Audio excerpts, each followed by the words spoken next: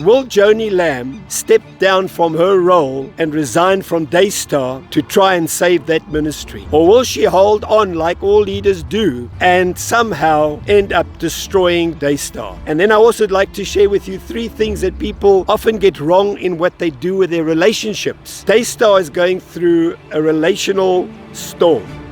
It seems every day new things are coming out. Now, this man, Douglas Weiss, was definitely a mistake for her. Now, all sorts of things coming out, like it does when you go public. And there are even women, quite a few, that have alleged that when he has counseled them, he had inappropriate behavior, gave them abusive advice. But I just think that if a man is going to sit with women and give them sexual advice, personal advice, that's a red flag. That's not good for Christian leadership and shouldn't really be in the church. Well, good morning and welcome this morning to Timeout. My name is Jack Vint. I trust wherever you are that you're well, that you've got a hot cup of coffee with you and that you're safe and that you're enjoying the holidays. Now, the question I have this morning is, will Joni Lamb step down from her role and resign from Daystar to try and save that ministry? Or will she hold on like all leaders do and somehow end up destroying Daystar? I'm going to say some things about that in a moment, so don't go away. And then I also would like to share with you 3 things that people often get wrong in what they do with their relationships. And so don't go away. Now, Daystar is going through a relational storm.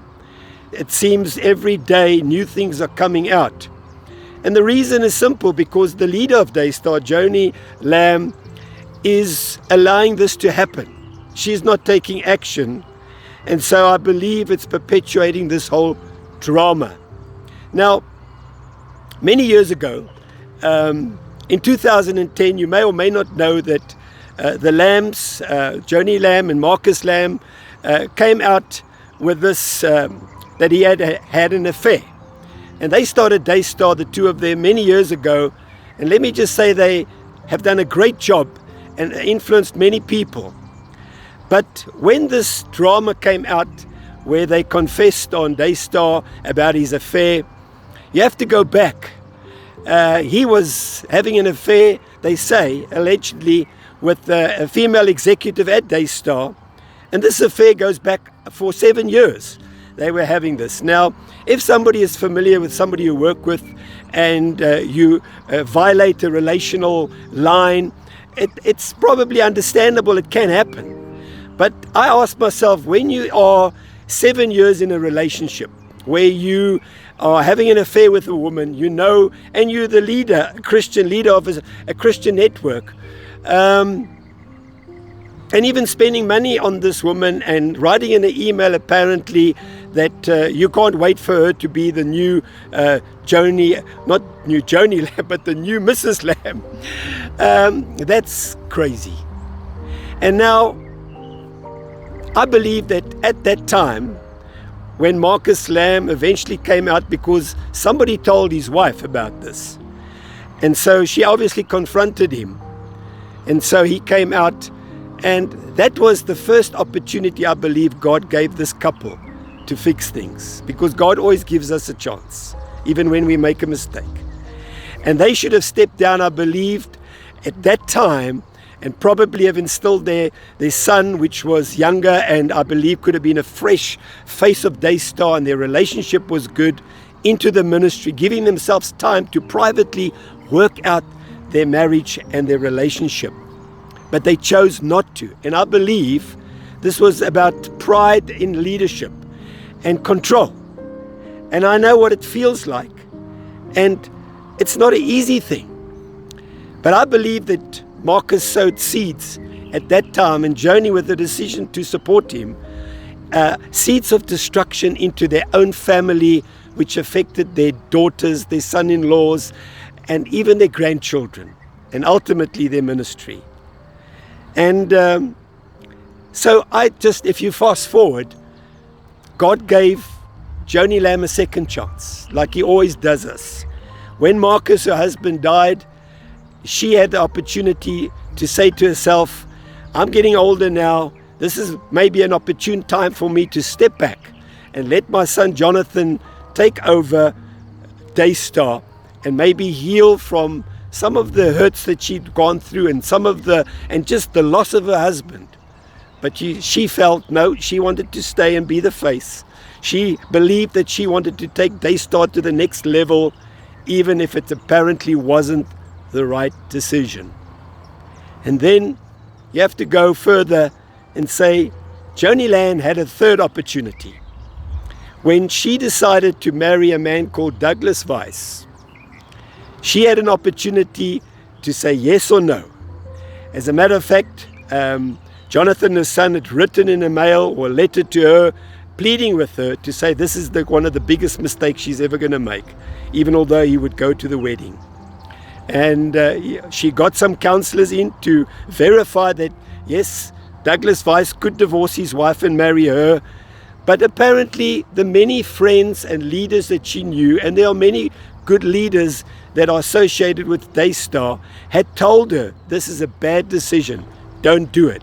And yet she still went on and did it. And that was the third opportunity and the third mistake that Joni Lamb made.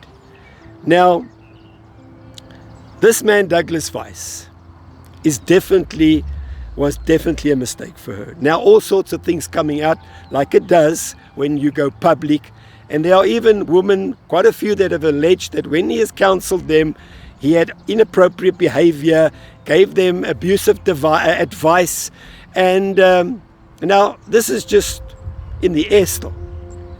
But I just think that if a man is going to sit with women and give them sexual advice, personal advice, that's a red flag. That's not good for Christian leadership and shouldn't really be in the church. And so I believe that her third decision to marry this man, Douglas Weiss, was the final decision that brought down all her credibility. But you know, I really believe, after saying all this, that Joni Lamb still has one more opportunity, a fourth chance. God gives us so many. She can, before this ministry is destroyed, step down, resign, repent of her actions, and hand over to somebody, even if it's not her son, because of their relationship, to somebody that's credible at Daystar. I'm sure there are many credible people that could lead this ministry on and stop it from going into self-destruction. If not, a lot of sponsors apparently are leaving, a lot of high-profile ministries that were supporting them are leaving, and at the end, it will just be Joni defending an empty shell. Now, when a leader tells a lie, that's their first mistake. But when you defend that lie, that's even worse. And so my question is, will Joni Lamb step down and resign and save Daystar? Now that reminds me, when I say this, that there are many people, including myself, that have made this mistake that I'm going to share with you. The three things that people don't understand about relationships, or believe falsely so, that relationships don't need any work, especially people that have good relationships. And I compare it with an analogy of your muscles. When you feel that you want to build your muscles and get fit, you go to a gym, you exercise through discipline and time, because that's what's required to get fit. Very similar to relationship. You need time and discipline, and you need to work on them.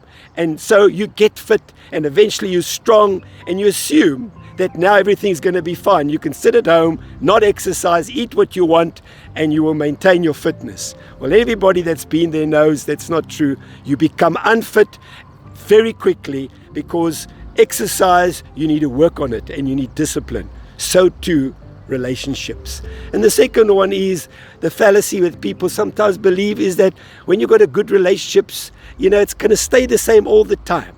And it's not true, because you change, I change, And because we change, our needs change. And the people in a relationship, their needs change. So you always have to adjust your relationships according to the needs of the people that you're in a relationship with. You have to make it exciting. You can't just assume it's going to be exciting. It's going to be fresh. And then lastly, the most powerful one of them all that people don't often do is they don't pray for their relationship. Now, people, if you're a Christian, you'll say you want to get close to God. You say, I'm going to spend time in prayer because I want to get close and intimate with God. And it's true. And so if it's true with God, why would it not work for somebody that you care and love for if you pray for them? So when you pray for somebody, you release something special and you bring intimacy into that relationship. So never stop praying for your relationships because they release a supernatural intimacy with that person. And don't give up on your relationships. My name is Jack Vint. You've been watching Timeout. Thank you for watching. I'm going to catch you in the comments. Remember, God really loves you and He wants you to have great relationships.